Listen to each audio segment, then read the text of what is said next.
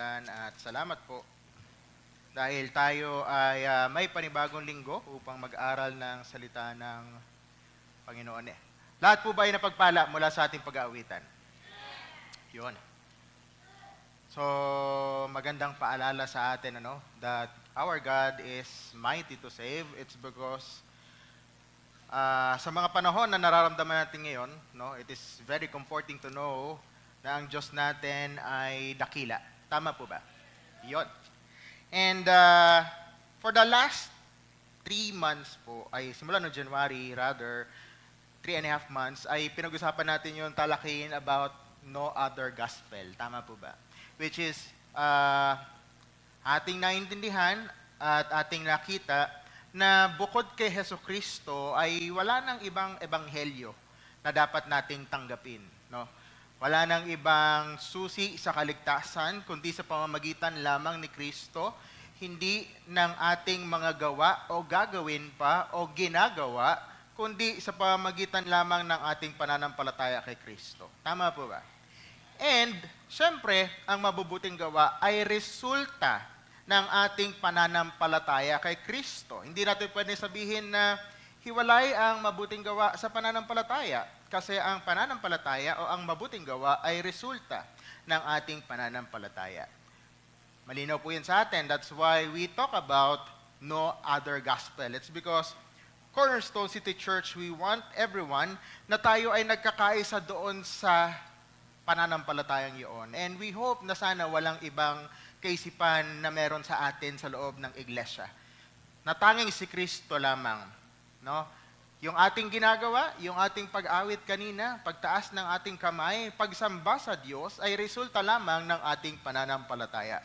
But it doesn't add up sa ating kaligtasan kay Kristo. Okay po. Ang pinakamahalaga sa lahat ay yung nilalaman nito at yung ating relasyon kay Kristo. Amen po ba? That's why sa ating pong talakayin ngayon, after po natin pag-usapan ng no other gospel, ay napakahalaga na sa mga panahon po na ating nararanasan ngayon ay ating pag-usapan ang usapin ng mga huling panahon. It is very important for us to settle first yung idea that there is no other gospel aside from Jesus Christ. That's why when we focus, kapag tayo ay nag-pursue sa usapin ng end times, lahat tayo ay malinaw na tayo ay nagkakaisa na bago natin harapin ang mga nalalapit at mga huling panahon, tayo ay nagkakaisa na si Kristo lamang ang ating sinasampalatayanan. Malinaw po yun, no? So, we are now tackling o yung ating pag-uusapan is living in the end times. But before we proceed, tayo po muna ay manalangin. Let us pray. Aming Diyos, sa dakila't makapangyarihan sa lahat, salamat po sa panibagong linggo na ibinigay mo sa amin, lalo't higit sa panibagong tema na aming pag-uusapan ngayong linggo at sa susunod pang mga linggo at buwan. Aming Diyos, kami po ay bigyan mo ng kaisipan na kung saan kami ay maging aware sa mga huling panahon na aming sinasapit sa panahon ngayon at hindi kami panghinaan ng loob, bagkus kami, Panginoon, ay mag-antay ng may pananampalataya at kami, Panginoon, ay nag-aalab sa aming pagsunod sa iyo. Hindi pinanghihinaan ng loob ng mga panahon, kundi kami, Panginoon, ay mas lalo pang umiinit dahil alam namin na ang panahon ay nalalapit na.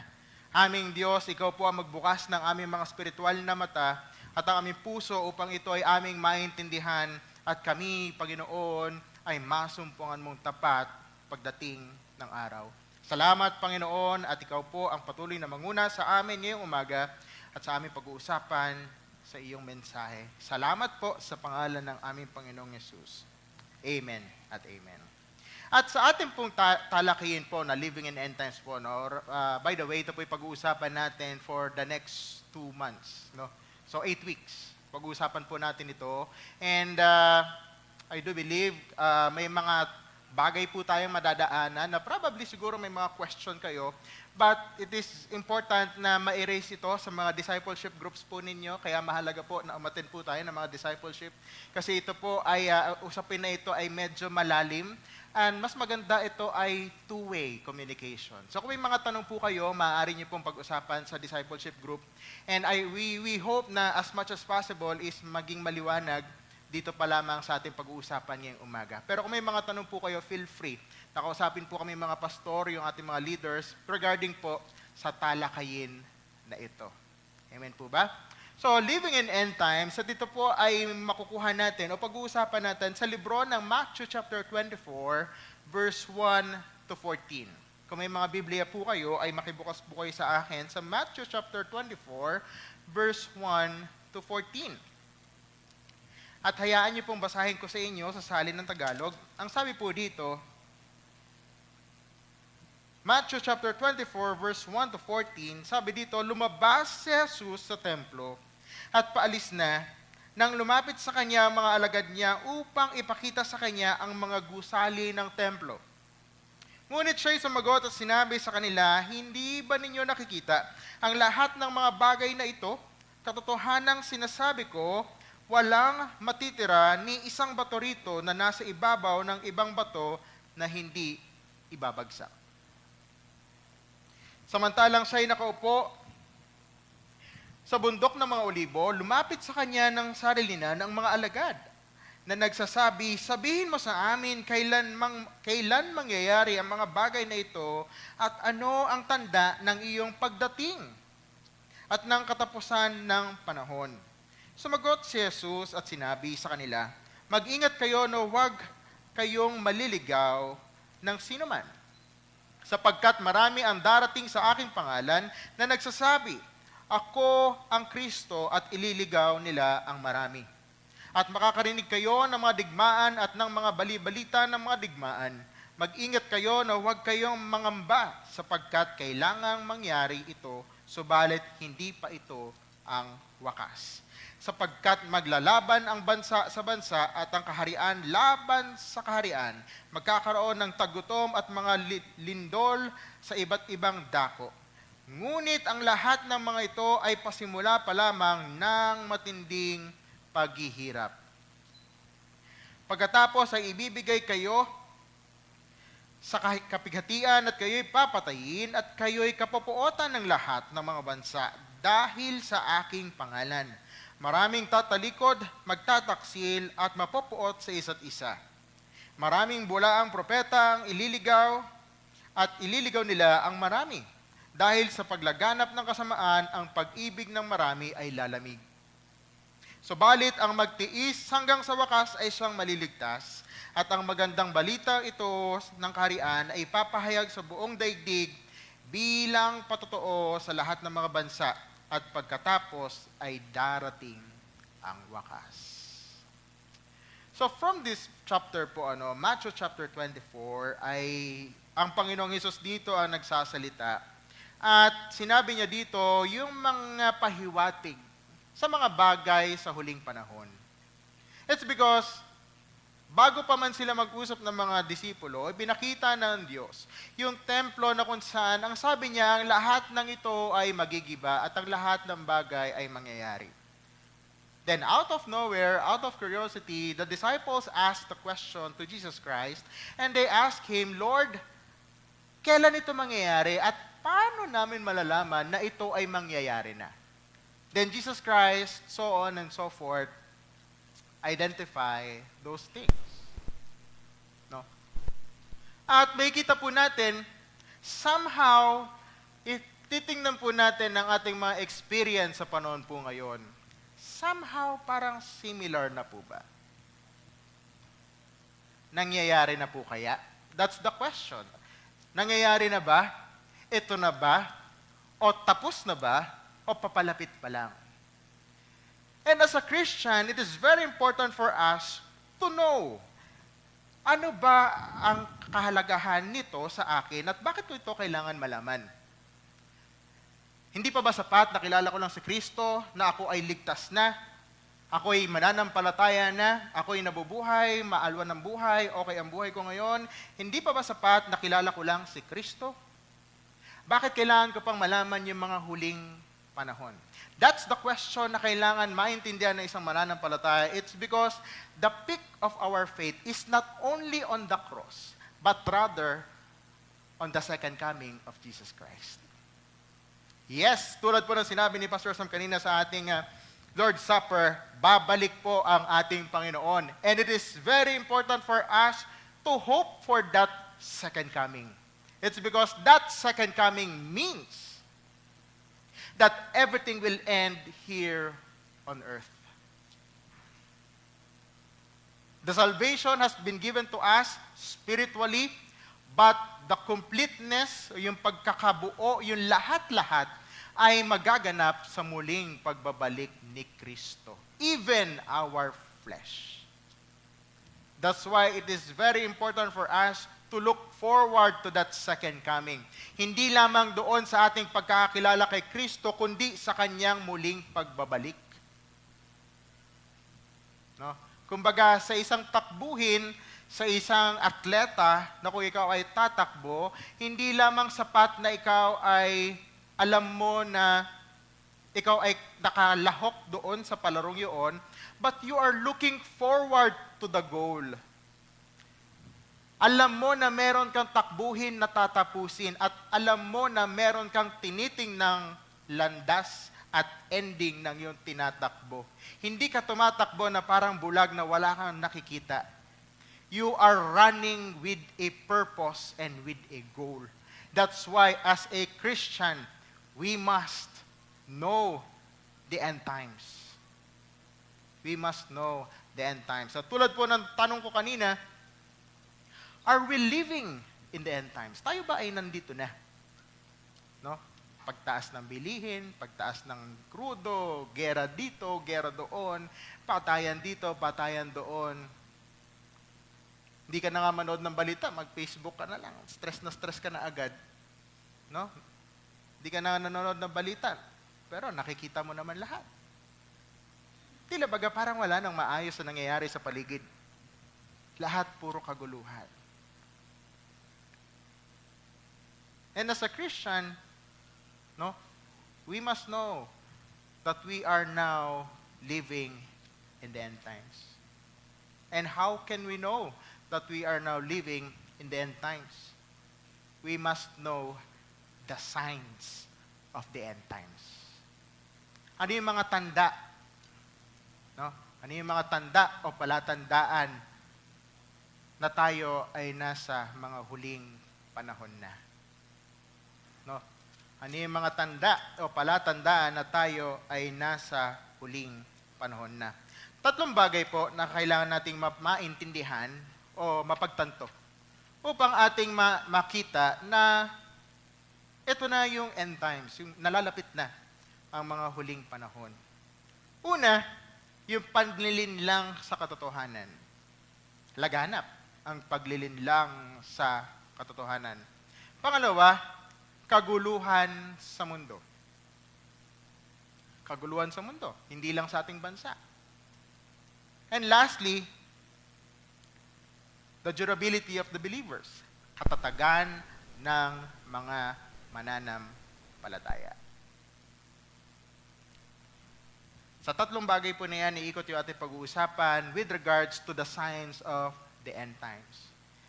At sana po ay makita natin ang buo ito and we appreciate and we look forward that as Christians, hindi lang sapat na tayo ay nagsisimba linggo-linggo, but we must look forward and be ready for the second coming of Christ. We must look forward for that hope na isinet sa atin ng Panginoon. At sa tatlong bagay na ito, makikita natin yung mga senyales ng mga huling panahon. Pastor Job, tinatakot mo naman kami. Hindi ko po kayo tinatakot. Nandito na po tayo. At kailangan po natin pag-usapan ang katotohanan sa buhay ng isang mananampalataya. Amen po ba? Ready na po kayo? Okay po. Ating pag-usapan, first things first, three things that we need to realize for us to see the signs of the end times. First things first, deception of the truth. Panlilinlang sa katotohanan. Napakalaganap sa panahon ngayon na kung saan ang mga katotohanan ay puro nagiging kasinungalingan. At yung mga kasinungalingan ay nagmumukhang parang totoo. And somehow, kung hindi mo alam talaga at kung hindi mo pinanghahawakan kung ano yung totoo, somehow parang pareho na lang naman. Kaya marami sa panahon ngayon yung nag-give in o yung parang lumalakad sa gitna na hindi na tumatayo sa totoo kasi parang pareho na lang naman yung totoo at sa hindi. Merong laging gray area na tinatawag. It's not about, we are not talking about black and white, but rather, many people nowadays are living in the gray area. We are pursuing in the middle between right and wrong, thinking na somehow, okay dito sa gitna. Wala kang binabangga, hindi ka pinapansin, passive lang, okay lang. Wala kang nasasaktan. No? And some Christians are living that way. No? Para makaiwas sa conflict, dito lang ako sa gitna. Pero hindi po yun yung sinasabi ng Panginoon. When it comes to deception of the truth, we must identify what is the truth. No? Ano ba yung totoo? At bakit marami sa panahon ngayon ang nalilinlang ng katotohanan? It's because dito po, titingnan natin, sa verse 1 to verse 5, ang sabi dito ng ating Panginoon, Jesus Christ pertaining to the temple, na sa templo, ito ay magigiba, no? Sabi dito, lumabas si Jesus sa templo at pag-alis niya nang lumapit sa kanyang mga alagad at ipinakita sa kanya na itong templo na ito. By the way, ano yung pinag-uusapan nating templo? During their time in the Jerusalem, meron silang tinatawag na Holy Temple. Itong Holy Temple na ito ay minsan nang nagiba noong panahon ni Haring Solomon, way back 586 BC. Ito yung templo na kung saan yung mga Hudyo ay itinayo at ang lahat ng mga artifacts nila, yung mula pa nung lumang tipan, yung Holy of Holy, yung Ark of the Covenant, doon nila inilagay at ang lahat ng ginagamit ng mga pare o yung mga priest na tinatawag to offer offering sa ating Diyos ay nandun lahat. Minsan na itong nawasak, then after that, itinayo muli ng mga Hudyo. At nung kanilang in-rebuild ito, ay ipinakita na tinayo nila ito ng tila baga mas doble pa doon sa una. Well, in fact, ang sabi nila, itinayo nila ito, tila baga medyo in-exage nila kasi nga dahil nga Holy Temple, they built it as if everything was being laid with gold. Then yung mga, lahat ng pader ay parang white marble lahat. As in talagang malaki, mamahalin. At tila baga, when you look at it, parang imposibleng magiba. Imposibleng masira. But Jesus Christ proclaimed that everything on it will be destroyed. First deception na kailangan po nating ma-identify sa panahon ngayon is this. False glory. Maling kalwalatian. Many people deceived by this. Marami ang nalilinlang that somehow we can have our own glory. Makikita natin yan, yung kanina sa sinabi, verse 1 and verse 2. No? Matthew 24. Pastor Job, bakit ganoon? Bakit false glory? And bakit tinanong ng mga disipulo kay Kristo itong templo na ito at ipinakita nila ito as if na para ba silang hangang-hanga sa templo na ito? Dahil ganito po yan. Tuloy nga po na sinabi ko kanina, ito po yung itsura niyan. Yung templong ito, nung after ng first destruction ito during ng panahon ni Solomon, itinayo nila uli ito ng doble sa laki at yung kanyang paligid ay tila baga mas doble sa dati. Yung kanya, ito po yan. Pero ba ito? Ito pala. Yan. Ito po yan. No? Ito yung temple na tinatawag. Ito yung buong city ng Jerusalem. Merong upper, mayroong lower. Ito po yung templo, ito yung pinakagitna, ito yung Temple Mount na tinatawag, yung sa ibabaw na nilagyan nila na parang harang pa. At lahat po yan sa loob ay gold-plated. White marble ang pader. Yung kanyang mga beams ay talaga tila bagang mga marmol na matibay at ito'y ginawa, binuo nila lagpas taon, daang taon bago nila ito mabuo muli. Probably, nung mga panahon nito, it was first destroyed 586 BC. At yung nagsalita dito ang ating Panginoon, probably it is between 40 AD, mga panahon ni Jesucristo. No? So, ibig sabihin, yung mga panahon po na ito, at sa history, during this time, it was the structure na sa buong mundo ay tinitingnan ng buong mundo na hindi masisira. They think of it as if it was indestructible. Hindi masisira. Ganon siya katibay. Hindi siya kayang sirain ng kahit ano, hindi siya kayang sirain ng simpleng pagsugod lang. So as if it was built to stand for eternity.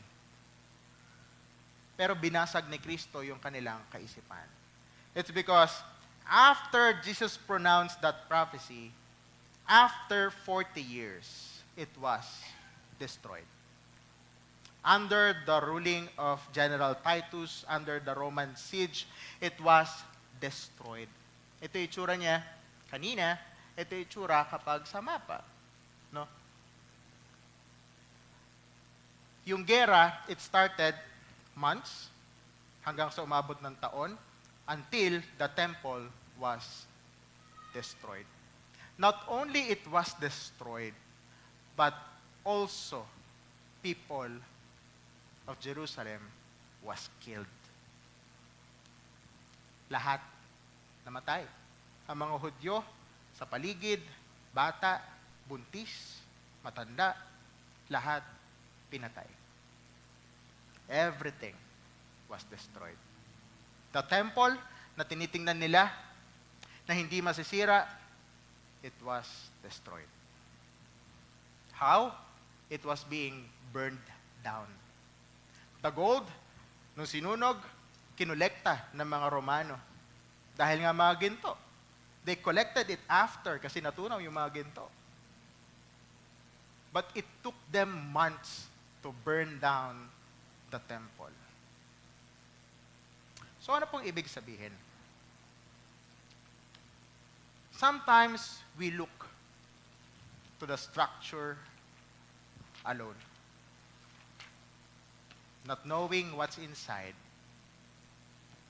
At bago sabihin ng Panginoon ito sa mga disipulo, sinabihan niya na at ipinakilala niya, sinabi niya na sa mga Pariseo at sa mga Skriba, nakaawa-awa sila. By the way, ang mga Pariseo at ang mga Skriba during this time, sila yung mga pumapasok o yung naglilingkod doon sa templo, but sila yung mga sumusunod o nagpapatupad ng batas na sinasabi doon at sa yung sinasabi nila na salita daw ng Diyos, pero sila mismo ang hindi sumusunod sa salita ng Panginoon. Ibig sabihin, when they offer and when they do the law as if they were doing it para makita lang ng ibang tao, but they themselves, hindi sila sumusunod mismo sa Panginoon. Thinking na kaya nilang lokohin ang mga tao, it's because they are wearing things for them to make look holy, para magmukha silang banal, but deep inside, they are not following obediently the law of God. This is what the temple means, the destruction of the temple, na kung saan kahit gaano katibay ang infrastruktura o kahit gaano katibay yung gusaling yun, it will be burned down. At kahit sabihin nating mamahalin lahat ng nasa loob, baliwala. Everything, with the culture, yung artifacts ng mga Hudyo, everything was burned down. Kaya nga sabi dito ng Panginoon in Matthew 23, 27, 28, ang sabi niya dito, Kahabag-habag kayo mga eskriba at mga pariseo, mga mapagkunari, sapagkat tulad kayo sa mga pinaputing libingan na magandang tingnan sa labas, ngunit sa loob ay puno ng mga buto ng mga patay at ng lahat ng uri ng karumihan. Gayon din naman kayo na nasa labas ay mistulang matuwid sa mga tao, ngunit sa loob ay puno kayo ng pagkukunwari at kasamaan. Somehow similar with our world today. Many people think of kung ano yung tingin sa kanila ng ibang tao rather than kung ano ang tingin ng Diyos sa kanila. Especially, the problem with Christians nowadays, we are so busy to make ourselves to be appeared na para ba tayo ay sumusunod sa Panginoon, and yet we ourselves, when we are alone, we are not obediently following our God. False glory. We are so busy to make ourselves look good to other people. Pero sa harap ng Diyos, hindi tayo nakakasunod. We have so many excuses. We have so many reasons not to follow. We have so many reasons not to initiate or to obey the Word of God. It's because we are so busy pursuing the approval of men surrounding us rather than the approval of God in our lives. In John 12:43, the people love the approval of men rather than the approval of God. The temple is the perfect example na kahit gaano katibay yan, kung walang matibay na pundasyon at walang matibay na pinangahawakan, it will be destroyed.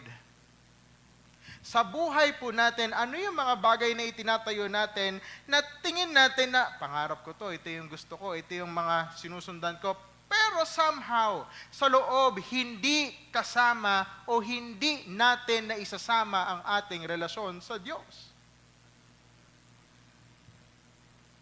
We are so busy to make ourselves good to other people. We want the praises of men. We want the fame. We want the success. But the one who gives everything, ayaw nating isama, which is our God. False glory. That is the deception that we have right now sa mundo natin. It's because lahat we want to be entitled to something.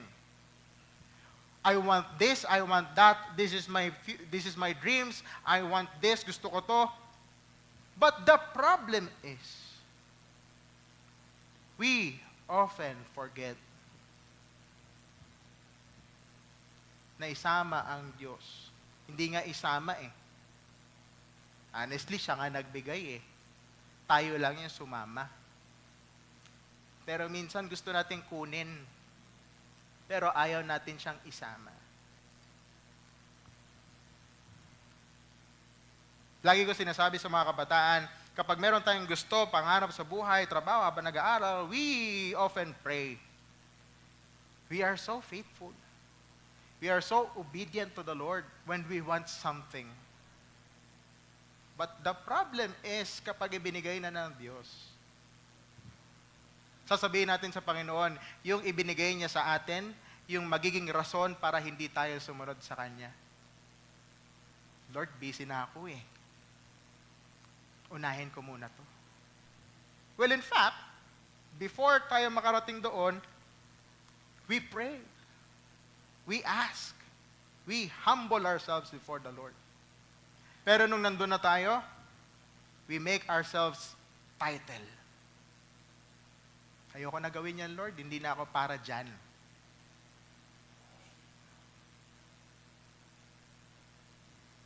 That is the most, alam niyo yun, nakakalungkot when it comes to Christianity.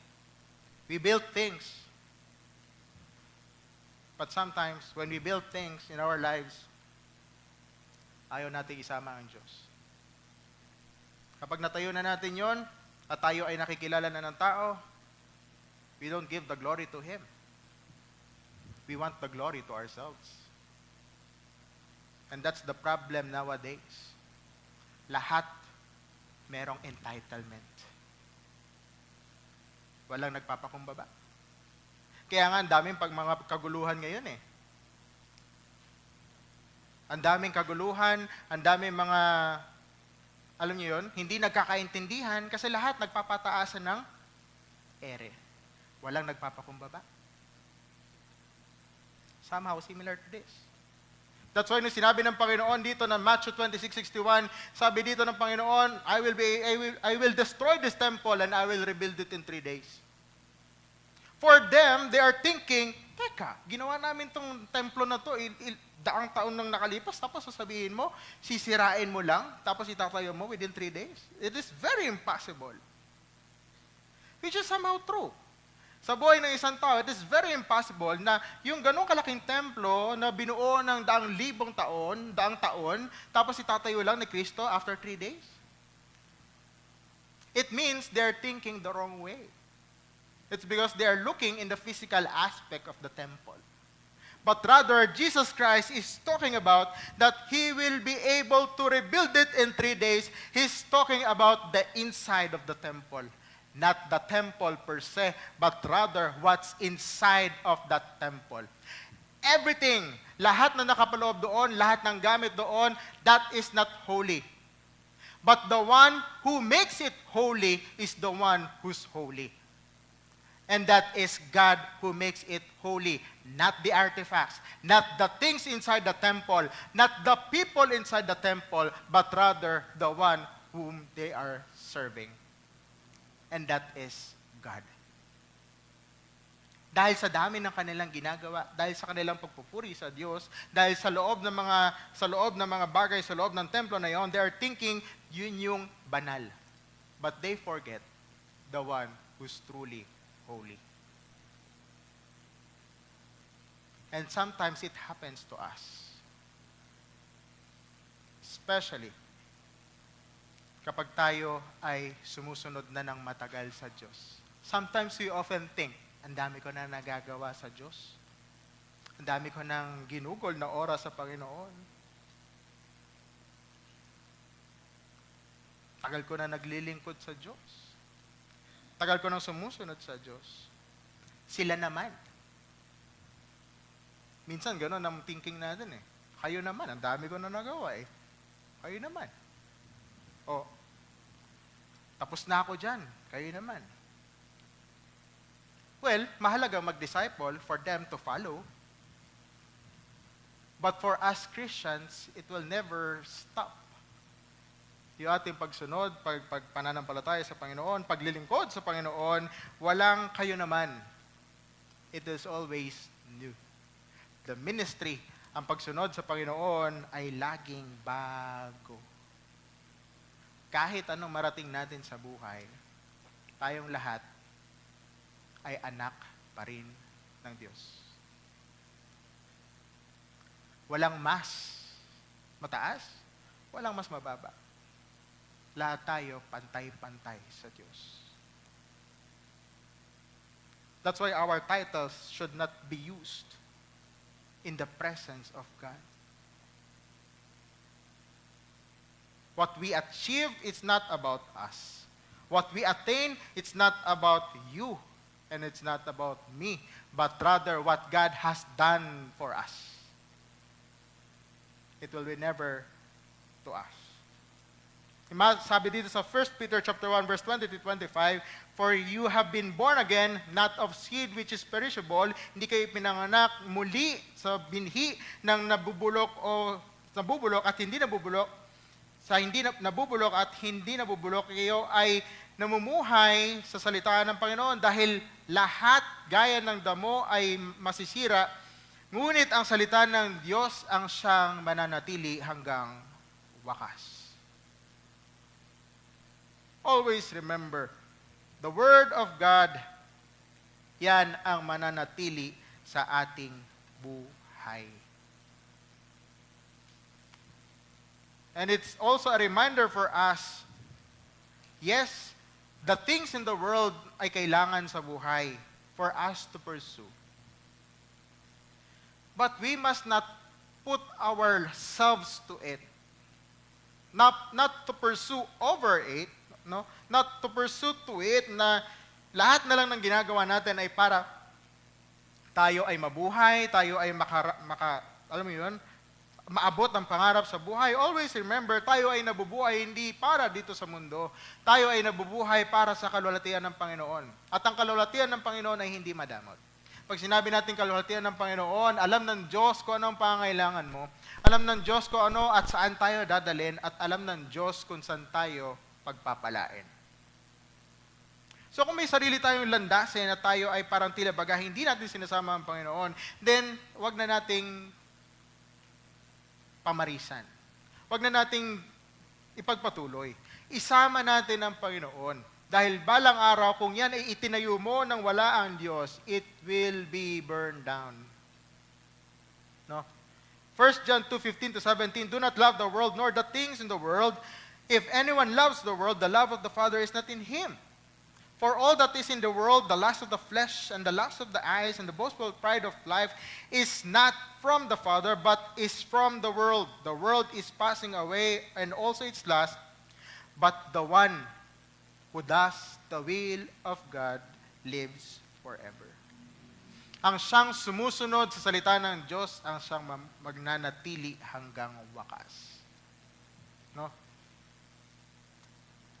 Deception of the truth not only pertains to the false glory na meron sa panahon ngayon, but also deceivers of the truth, yung mga manlilinlang sa katotohanan. Pinasanayan na ng Panginoon, o sinabi na ng Panginoon dito, na darating ang panahon na marami ang magpapakilala na gaya niya. Marami ang magpapakilala na gaya niya at marami ang magsasabi na sila ang tagapagligtas, sila ang Jesus, sila ang Mesaya. At ang sabi niya dito, at pinaalalahanan niya ang bawat mananampalataya na pag dumating ang panahon na yon, huwag kayong magpalinlang. Huwag kayong magpadala, kundi maging matatag kayo sa katotohanan at huwag hayaan na kayo ay dalhin ng kasinungalingan. Kaya napakahalaga na tayo ay lumalalim sa ating pagkakakilala kay Kristo. Alam niyo po kung bakit? Dahil sa mga bagay na ito. Sa panahon po ngayon, hindi na natin makita ang kasinungalingan sa totoo. Alam niyo kung bakit? Kasi yung hindi na siya about sa kasinungalingan na totoo, kundi sa katotohanan at sa mukhang katotohanan na ang usapin ngayon. At yun yung nakakalito sa panahon ngayon. Kasi somehow, minsan hindi natin ma-identify. Sometimes it is very thin line na parang totoo naman ito sinasabi dito. Si Jesus ang tagapagligtas. Pero kailangan mo sumunod. Pag ikaw ay hindi nakasunod, malalaglag ka sa kaligtasan. Siyempre, kung ikaw ay mananampalataya, dapat naman talaga tapat ka. Pag di ka naging tapat, hindi ka naligtas.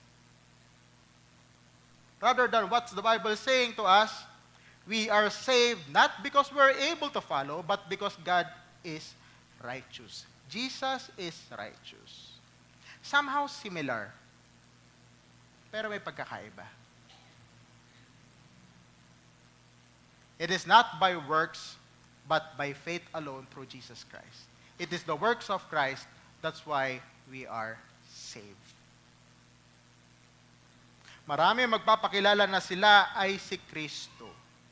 At ito yung paalala ni Pablo sa 2 Korinto 11:3-4 na sabi niya dito, ngunit ako'y natatakot na kung paanong si Eva ay dinaya ng ahas, sa pamamagitan ng kanyang katusuhan, ang inyong mga pag-iisip ay maligaw mula sa katapatan at kadalisayan kay Kristo.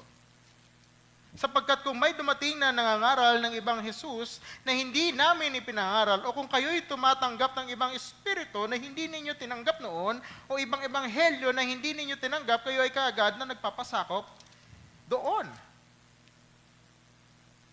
Ibig sabihin, the problem is not what is right and not what is wrong. But the problem is what is right and what is almost right. Yung tama at yung mukhang tama. At yung mga nagpapakalat ng mga mukhang tama ay may tama. It's because they are distorting the truth. Sinisira nila, nililinlang nila, at ginugulo nila ang katotohanan. And as a Christians, we must be very careful to those teachings. Kasi ang sabi dito, marami ang malilinlang dahil sa kanilang lubusang pagsunod kay Kristo. Hindi sila nalinlang kasi hindi sila tapat kay Kristo. Mind you, kaya sila nalinlang, it's because they are so dedicated who Jesus Christ is. It's just that yung sinundan nila, mali. Kaya marami ang nalilinlang. That's why we have discipleships. That's why we have evangelism. We have trainings. For us to know and grow deeper with the Word of God. Kaya po lagi ko sinasabi, hindi sapat yung nagsisimba lang tayo tuwing linggo. Napakahalaga na tayo po ay kasama sa discipleship. Why? It's because in that sense, mas lalo po tayong lalalim sa ating pagkakakilala kay Kristo. Hindi po tayo naliligaw dahil hindi tayo tapat kay Kristo. No. Tayo ay tapat kay Kristo, kaya minsan dahil sa ating sobrang dedikasyon kay Kristo, lahat ng marinig natin na may sinasabing Kristo, sumusunod tayo. Na yung Kristo palang tinuturo nila, mali. And it is very rampant nowadays. False teachings about Jesus Christ. That's why discipleship is very important. Makilala natin sino si Kristo, anong ginawa ni Kristo, anong epekto ng ginawa ni Kristo, ano ang buhay natin kay Kristo. It is very important to know those things. Our responsibility as believers, it is very important to know those things. Para pag may dumating sa atin na nagpakilala at ipinakilala yung Kristo itinuturo nila, hindi yan yung Kristong sinasampalatayanan namin. Ang Kristo namin ay buhay. Diyos ng aming buhay, tagapagligtas. And I hope and I pray na sana we are firm to that. That's why we encourage, lahat po tayo ay sumama sa discipleship. May mga discipleships po tayo. Sabihan nyo lang po kami mga pastor at yung mga leaders natin. Meron po tayong mga discipleships. Bukod sa BGD po natin. May mga discipleships po tayo. Okay po. Colossians 2:8, see to it that no one takes you captive through philosophy and empty deception according to the tradition of men. No? But rather than according to Christ. Kapag ang itinuturo ay palayo kay Kristo, dapat tayo ay maingat na sa ating pakikinig.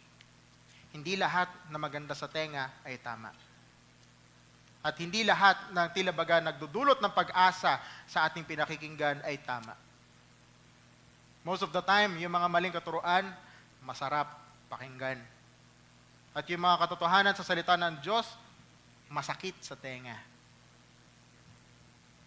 Nasa pagtanggap po natin yun.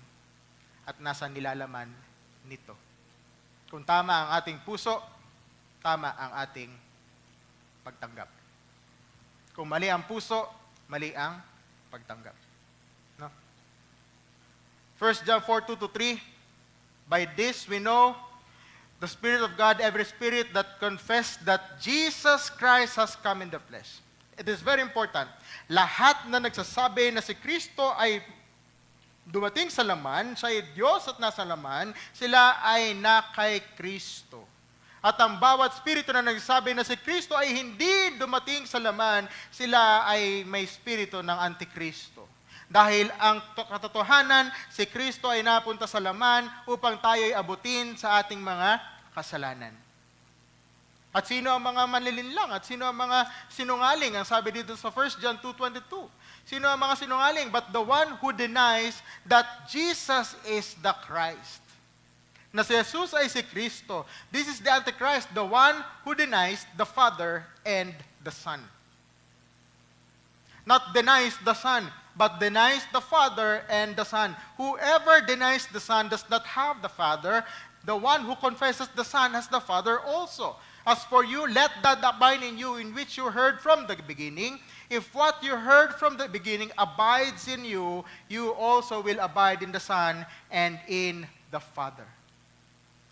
We declare that Jesus Christ is the Son of God, and His deity is the same as the Father. And they are one in the Trinity. They are Trinity in the Godhead, the Father, the Son, and the Holy Spirit.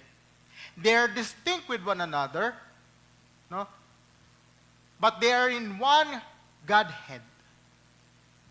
And the one who denies the deity of the Son denies the deity of the Father. When we talk about deity, yung pagka-Diyos ni Kristo. Napakahalaga po nating maintindihan, kapag ang katuruan ay idine-deny at tinatanggi ang pagiging Diyos ni Kristo, yun po ay mali. Malinaw po tayo doon. Kapag po itinanggi ang pagiging Diyos ni Kristo, hindi, tao lang siya, propeta lang siya. Automatic po, mali po yun. I stand with that teaching. When anyone says that Jesus Christ is not God, that is wrong. And I hope na sana yun din po yung ating panghawakan. At pag may nagsabi po sa inyo ng ganon, then you know that the teaching is wrong. Kahit ba sabihin na, hindi, tagapagligtas naman talaga si Kristo eh. Pero tao lang siya. No. That's wrong. Okay po. Kaya ngayon, sabi dito at paalala ng Panginoon sa mga mananampalataya, nung tinanong siya ng mga apostol, ng mga alagad niya, aming Diyos, kailan darating yung mga bagay na yon? In Matthew 24, naalala niyo po kanina, kailan darating yung mga bagay na yun? Pwede bang bigyan mo kami ng mga tanda para malaman namin na paparating na ang mga huling panahon? The disciples or his apostles asked him when. But Jesus Christ answered them in a what question? No? Ang sabi dito ng Panginoon, mag-ingat kayo sa mga manlilinlang. Hindi niya sinabi kung kailan, pero sinabi niya kung ano ang magiging labanan. Kaya ngayon, paalala dito ni Pablo in Ephesians 10-12, sabi dito, suotin ninyo ng buong baluti ninyo sa inyong pagsunod kay Kristo dahil ang labanan ay hindi patungkol sa physical, kundi sa mga nalalapit na panahon, ang labanan ng bawat isa ay patungkol sa spiritual. Hindi patungkol sa physical. That's why kung titingnan po ninyo ang mga panahon po natin ngayon, hindi naman talaga natin maiwasang hindi matakot at maratel. Pero sana hindi po tayo panghinaan ng loob kasi ang kaguluhan ay magdudulot ng lubusang pagkatakot sa atin. And it will affect us spiritually. It will affect us spiritually. Pero ang labanan ay hindi sa laman, kundi sa spiritual. At sana po tayo ay matatag sa ating buhay pananampalataya. Yun po yung first point. Bilis naman ang oras. Yun po yung first point. Deceptions of the truth. No? Second is disturbance of the world. Kaguluhan sa mundo. In the end times, not only yung mga panlilinlang sa buhay ng isang tao ang mamumutawi, kundi yung mga kaguluhan sa mundo. Nararamdaman na po ba natin yung kaguluhan sa mundo? No? Hindi pa nga nakakaabot sa atin yung gera, ang mga krudo natin, dantaas na agad mag-ano eh. O diba? Diba? Ang taas agad ng presyo ng mga bilihin. Kahit sabihin natin, hindi naman tayo apektado ng gera eh. But we are affected by the economy na nangyayari dahil sa gera. Tama po ba? And it is part of the disturbance of the world. Sabi dito, in verse 6, sabi dito, na you will be hearing wars and rumors, makakarinig kayo na tayo ng mga digmaan, ng mga bali-balita ng digmaan, at mag-ingat kayo na huwag kayong mangamba. Kasi sabi ng Panginoon, darating naman talaga yan. Dadaan talaga yan. Mangyayari talaga yan. Huwag kayong mangamba. No? Dahil, in the disturbance of the world, may kita natin that there will be global conflict. No? Pandaigdigang kaguluhan. No? It will happen talaga. And right now, we are now experiencing somehow the tip of that conflict. Bakit tip? Wala pa dito sa atin eh. But we are affected. Pero wala pa sa atin. We are affected by it. It's because the world is now having conflict with one another. Hindi magkasundo. No? May gustong ipatupad yung isa ayaw. May kanya-kanyang kagustuhan, may kanya-kanyang layunin, may mga pansariling hangarin. That's why it affects everyone.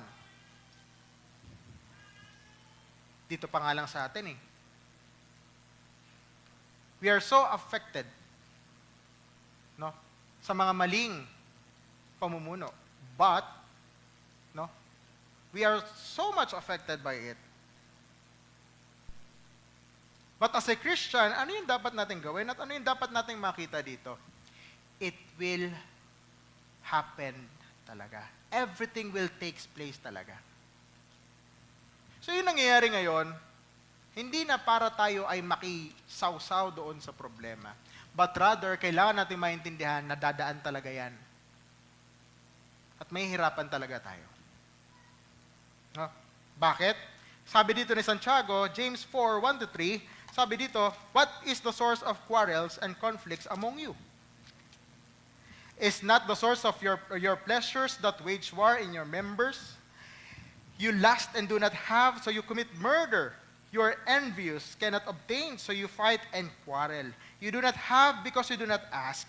You ask and do not receive because you ask with wrong motives, so that you may spend it on your own pleasures. Conflicts happen because of being self-centered. With selfish desires, conflicts arises. Politically wise, yes, we experience it. Global politics, yes, we experience it. Pero wag na tayong lumayo.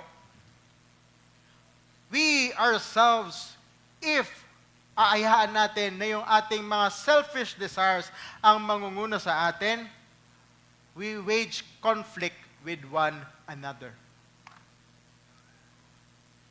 Each and every one of us, even inside the church, if we focus ourselves, if we focus things only on ourselves, conflicts may happen.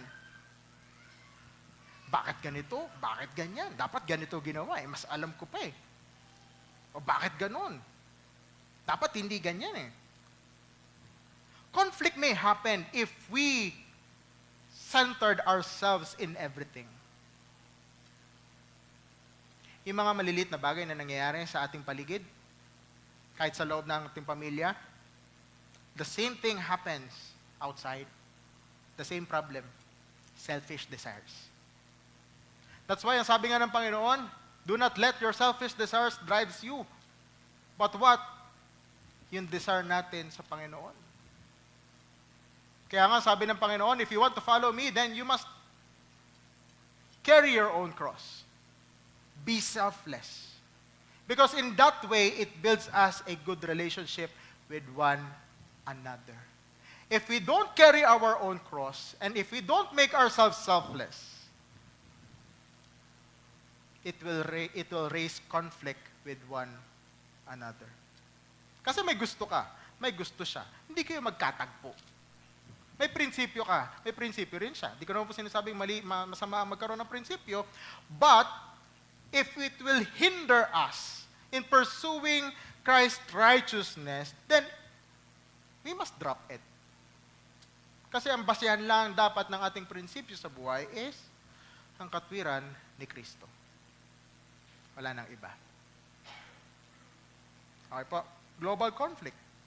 Kaya nga paalala rin dito in Romans 12:17-21, never pay back evil for evil.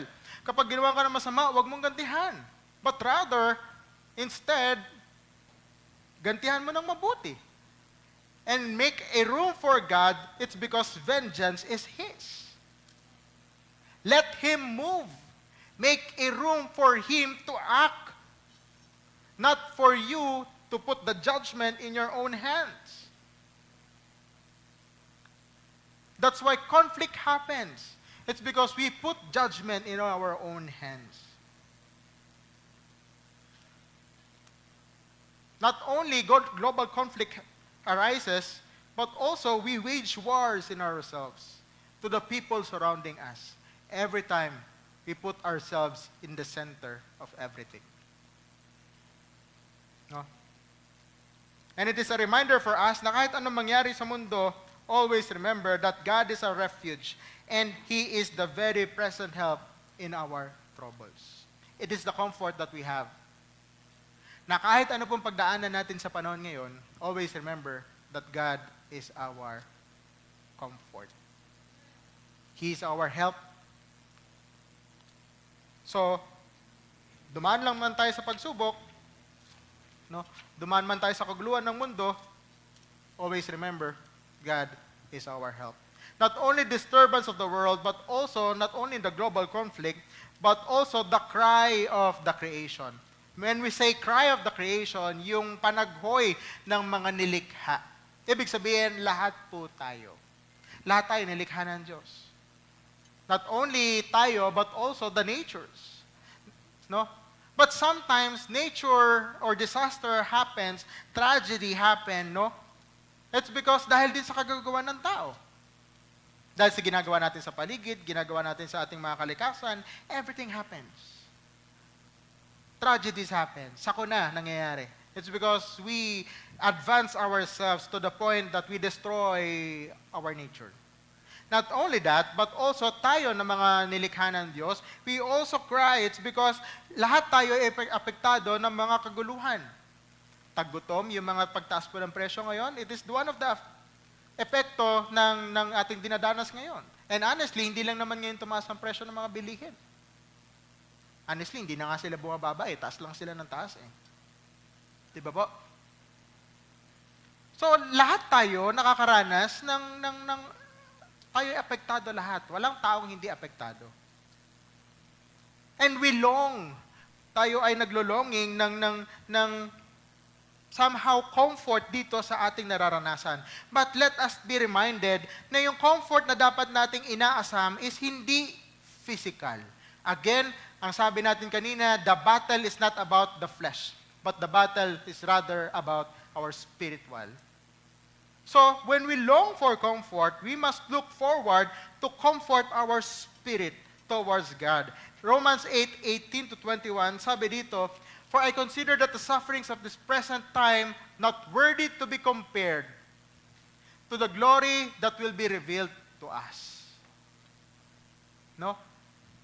Kaya nga yung mga bagay na nararamdaman ko ngayon ay dapat kong makita na someday it will be paid off. It's because kapag kasama na natin si Kristo, the glory that we have, yung kalulatian na meron tayo, is not about temporary, but rather the glory is about eternal, together with God. Meaning to say, kahit tayo ay magdusa sa panahon ngayon, yung ating kahihinatnan balang araw, yun ang dapat nating tinitingnan. Magdusa man tayo ngayon, mahirapan man tayo ngayon, but always remember, sa piling ng Diyos, wala nang paghihirap. At hindi natin kailangan gantihan yung mga bagay natin nararanasan o hindi natin kailangan ibaliwala o huwag nating hayaan na tayo ay panghinaan ng loob dahil sa mga nangyayari ngayon. Huwag nating hayaan na yung pag-asa na meron tayo ay mawala sa presensya ng Diyos nang dahil sa mga pagsubok na ating dinadanas dito sa lupa. Maliwanag po ba?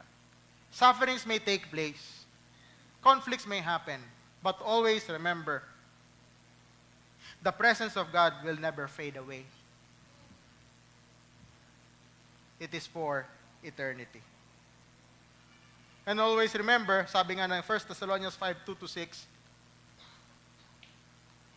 ang pagdating ng Diyos ay parang tila bagay sa magnanakaw.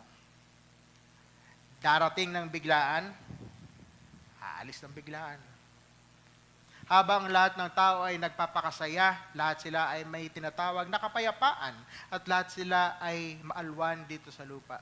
Tayo mga totoong mananampalataya ay nag-aabang ng pagdating ng Diyos. Dahil pagdating ng Diyos, ang lahat ng walang pananampalataya sa Diyos na nagsasabi na sila ay merong kapayapaan dito sa lupa, ay may iwan at makakaranas ng kapighatian. At tila baga parang isang babaeng buntis. Alam mo, ang isang babaeng buntis, alam mo na ikaw ay manganganak. But you don't know kung kailan. Meron po ba dito na buntis na alam niyo kung kailan kayo manganganak, eksaktong oras, araw? Cesarean, oo. Pa-opera kayo. Pero yung natural, you don't know when. But you feel it little by little. Diba? Yung mga nagle-labor, alam mo, mararamdaman mo sa mga naging nanay po dito. Alam mo, humihilab na yung tiyan mo pero mawawala. You feel it. Alam mo na ikaw ay magsisilang. Kaya nga sabi dito, like a mother that giving birth pains. You know na alam mo, manganganak ka. It's just that you don't know when. Pero yung nararamdaman mo, series by series. Yung panganak, hindi siya yung biglang sumakit yung tiyan mo, ngayon, lilabas mo agad yung anak mo. Hindi ganoon. Dahan-dahan. Medyo 30 minutes ngayon, medyo naghihilab yung tiyan mo, tapos mawawala uli. After 30 minutes, sasakit uli. Hanggang sa magiging 15 minutes, yung interval, sasakit yung tiyan mo. After 15 minutes, sasakit uli. Hanggang sa 5 minutes, every 5 minutes, huhilab yung tiyan mo. It is by phase. Hindi mo lang alam kung kailan, pero you feel it. Ganon din daw po pagdating ng huling panahon. It's just that we don't know when, kung kailan darating si Kristo. Pero nararamdaman natin face by face. Parang isang babaeng magsisilang ng anak. Maliwanag po. Disturbance of the world. And lastly, yun, last na. And lastly, durability of the believers. In the end times, it's not only about the deception, the disturbance, but rather the durability of the believers. Why?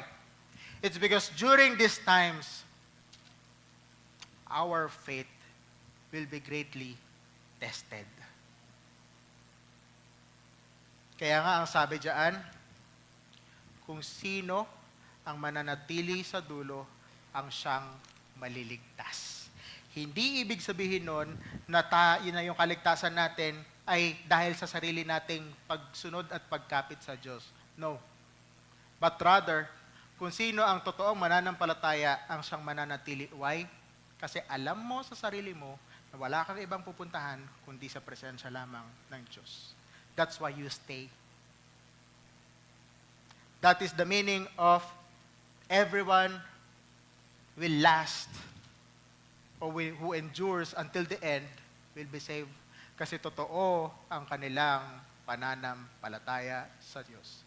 Ang lahat ng mga tumalikod, umalis.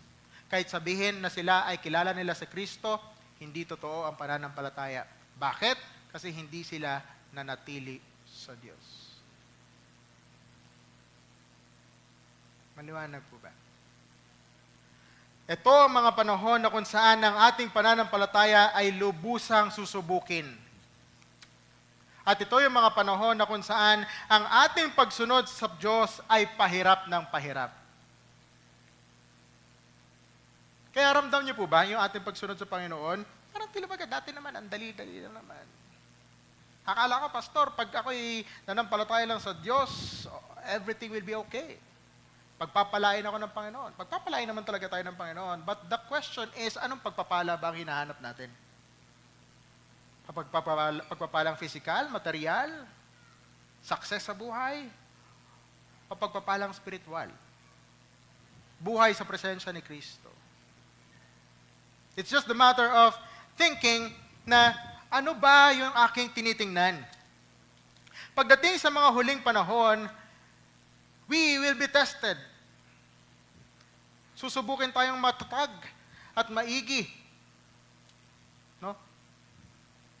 And yung pagsusubok na unang makikita natin sa buhay ng isang mananampalataya is about persecution and apostasy. Pag sinabing persecution, pag-uusig, apostasy, yung pagtalikod sa pananampalataya.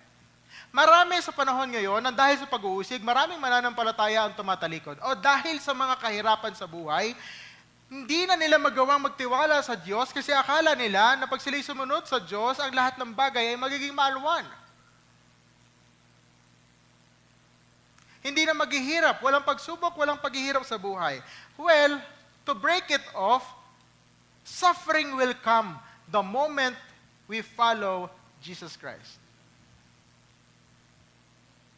Yung peace and success na tinutukoy ng salita ng Panginoon, it's not about the physical, but rather it talks about our spirituality, wherein we have peace amidst chaos. We have hope amidst confusion and conflicts. We persevere despite of the hardships that we face, knowing that there is eternity after our temporary life here on earth. That's what true blessing means. That's why we persevere. That's why even though we've been persecuted, we continue. And even though we are being questioned, we stand firm with our faith. And even though we are being shaken by the conflicts or suffering or suffer because of the problems, issues of the world, we hold on, knowing that Christ is faithful. John 15:18-19, sabi dito, if the world hates you, sabi dito ng Panginoon, kung ang mundo ay kamumuhian ka, at intindihin mo na bago ka nila kamuhian o usigin, ako muna ang kanilang inusig. So, ibig sabihin, if we've been being persecuted, it means then we are in the right track. Kapag tayo inuusig sa ating pananampalataya, ibig sabihin tayo ay nasa tamang landasin. So, ibig sabihin, kung tayo po ay isang mananampalataya na mas lalong humihirap sa ating pagsunod kay Kristo, then ibig sabihin tayo ay nasa tamang takbuhin. Pero kung ang ating buhay po sa panahon ngayon ay parang tilabaga, parang pagaan ng pagaan. Hindi, Pastor, madali lang naman sumunod sa Diyos eh. Magsimba ka lang kada linggo. Okay na yun. Magsimba ka lang, sumunod ka lang. Gawin mo lang to, tapos gawin mo rin yung sarili mong buhay. Everything will be okay. Di ko po sinasabing masama maging okay sa ating buhay. But the reality is, the more na tayo ay lumalapit sa Panginoon, the more na mas humihirap yung ating buhay pagsunod kay Kristo. It's because the world will persecute us. And the world will give us confusion, will shake us, that makes us rattle with our faith. Kaya nga sabi doon, may mga panahon talaga na darating na maraming mananampalataya ang tatalikod sa katotohanan. Maraming mga mananampalataya ang hindi magpapatuloy sa kanilang landasin, sa kanilang pagsunod sa Diyos. Bakit? Sila ay mga natangay na ng mga kaguluhan at mga kasinungalingan ng mundo. Lahat, may mga ilan ang hindi magpapatuloy. At marami ang susunod sa mga katuruan na maganda lamang sa pandinig. Sabi ng 2 Timothy 4:3-5. Dahil ayaw na nila maghirap, susunod sila dito sa katuruan na kung saan maganda sa tenga, maganda sa pandinig, gusto yung pakinggan. Ayaw nila ng mga katuruan na magtatama sa kanila. Sa panahon ng pagulo, maraming mananampalataya ang hindi magpapatuloy. At ang ibig sabihin noon, hindi sila totoong mananampalataya. That is the reality. Dahil ang totoong mananampalataya, mananatili hanggang wakas. Ang ginto sa minahan, kahit sabihin mo malubog yan sa putik, kapag yan ay nakuha mo at sinala mo, ginto pa rin yan.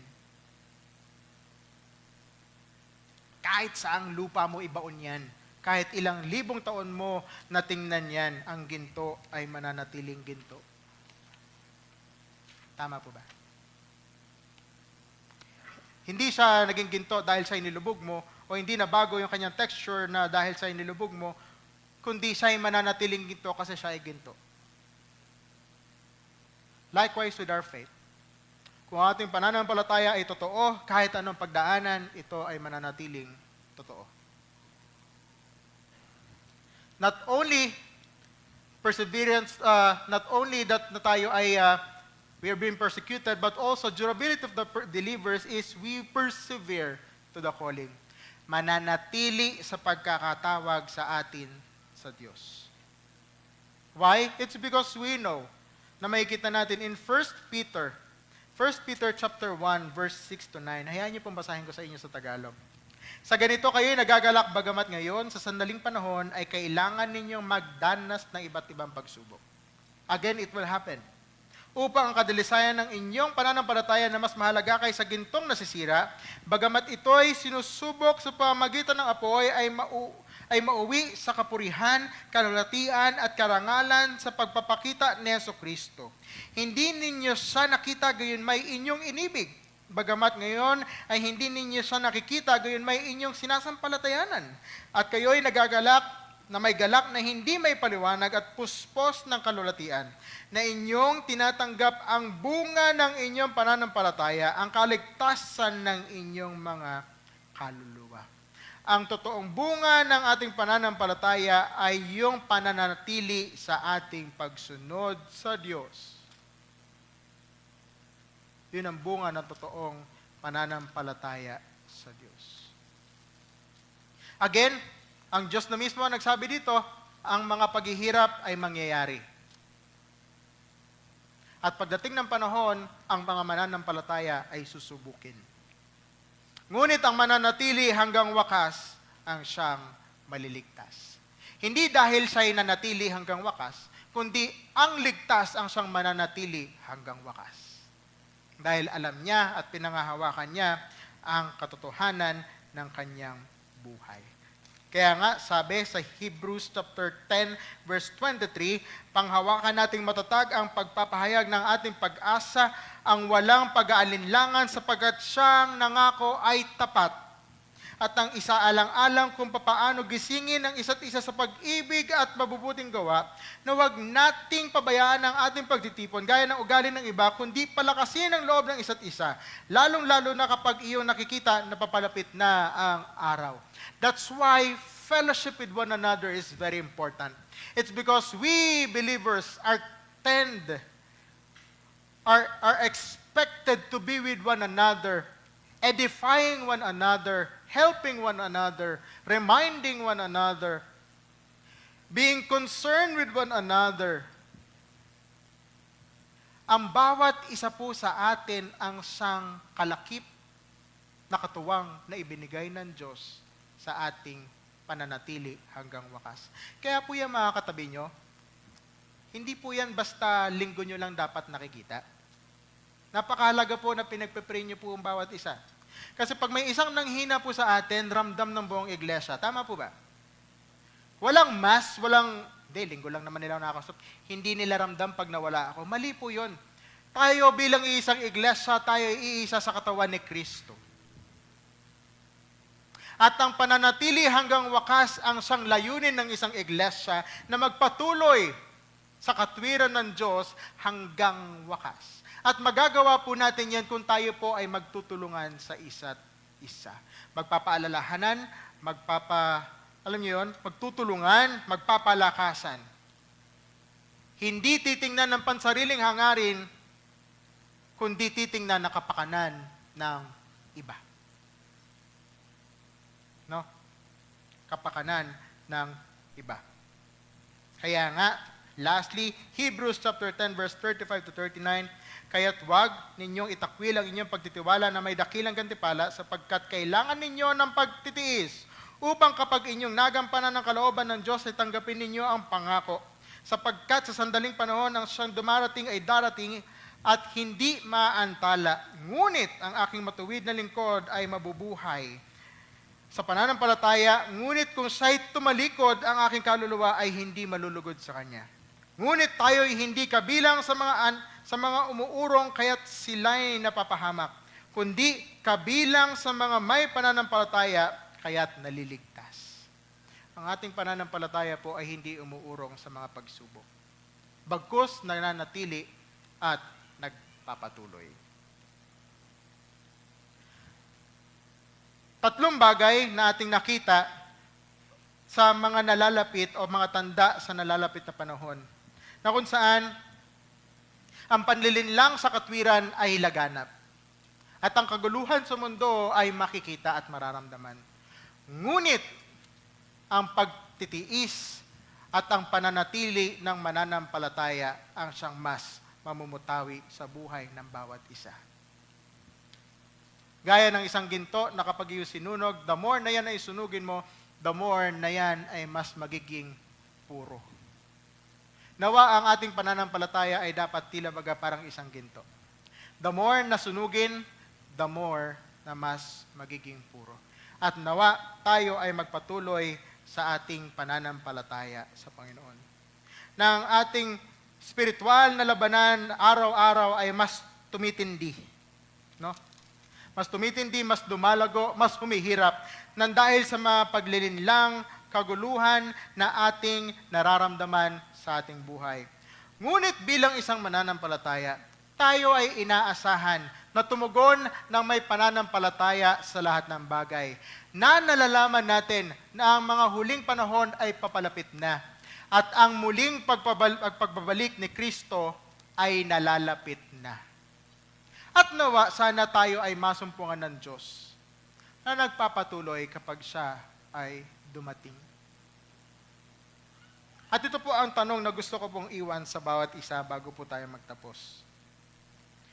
Tayo ba ay tapat na nag-aantay sa muling pagbabalik ni Kristo? If we will look ourselves, tayo po ba sa panahon ngayon ay tapat na nag-aantay sa pagbabalik ni Kristo? Nakakahiya naman pag tayo nasumpungan ng Diyos, nakita ng Diyos kung saan-saan pag siya'y bumalik. Kung anong ginagawa natin sa buhay. Nakakahiya pag tayo nadatnan ng Diyos na hindi naglilingkod at hindi sumusunod. Nakakahiya naman sa harapan ng Diyos kung tayo ay sunod ng sunod sa papuri ng tao kaysa sa papuri niya sa ating buhay. At sana, bilang isang mananampalataya, masugot natin ito ng tama.